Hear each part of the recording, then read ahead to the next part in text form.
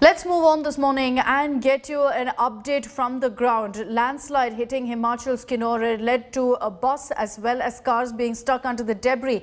13 bodies have been recovered so far. A search is on for several others missing a day after a landslide in Himachal Pradesh's Kinnaur buried vehicles on the highway. Several vehicles, this includes a truck and a 42-seater Himachal Road Transport Corporation bus, were hit by the landslide. The bus was on its way from, in fact, Rekong Pyao in Kinnaur to Shimla. Rescue operations are on in full swing. The teams of NDRF, ITBP and Army teams are trying as soon as possible to pull out all those who are stuck in the debris. The wreckage of the ill-fated bus has been found by the ITBP troops this morning. It was located 50 meters below the road and 200 meters above the Sutlej river bed.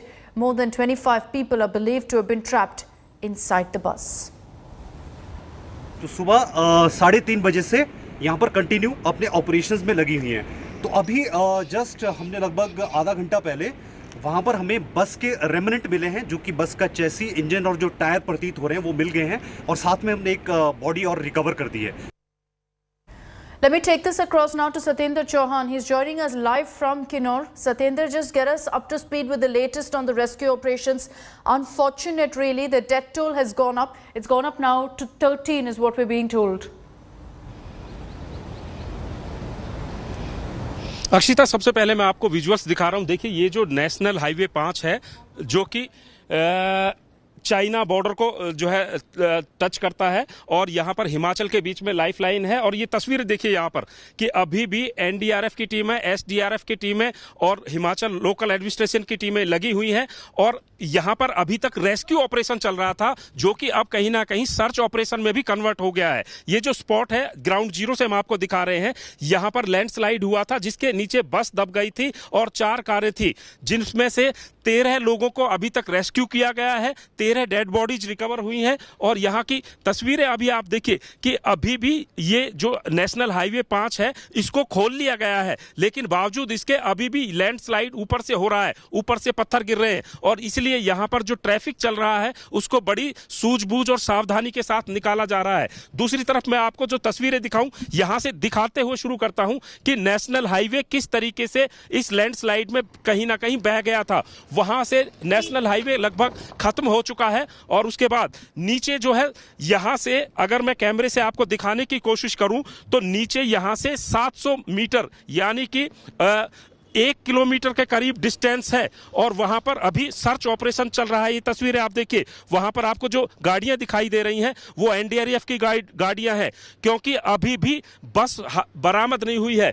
बस के कुछ जो है पुर्जे हैं वो मिले हैं, और ये कहा जा रहा था कि इस बस में जब रिकांग पीओ से चली थी 21 लोगों ने टिकट कटाई थी, और उसके बाद में जब लोग बाद में भी बस में बैठ सकते हैं लोग, उसके बारे में हालांकि अभी तक आंकड़ा नहीं मिला है। अभी तक ये भी नहीं साफ हुआ है कि कितने लोग इस पूरे हादसे में शामिल थे, लेकिन जो सरकारी आंकड़े हैं उसके मुताबिक ये कहा जा रहा है कि तकरीबन 40 से 60 के करीब लोग थे, जिनमें से अभी तक 27 लोगों की जानकारी मिली है, 14 लोगों को बचाया गया है, 13 लोगों की डेड बॉडीज यहां से बरामद हुई है। और यहां से अभी भी 1-2 व्हीकल को जो निकाला जा रहा है, उसको निकालने के पहले एनडीआरएफ और आईटीबीपी के लोग खड़े होते हैं, बाकायदा पहले ऊपर देखते हैं कि ऊपर से कोई पत्थर तो नहीं आ रहा है। जब ऊपर से क्लियरेंस मिल जाता है, उसके बाद इन लोगों को यहाँ से हटाया जाता है।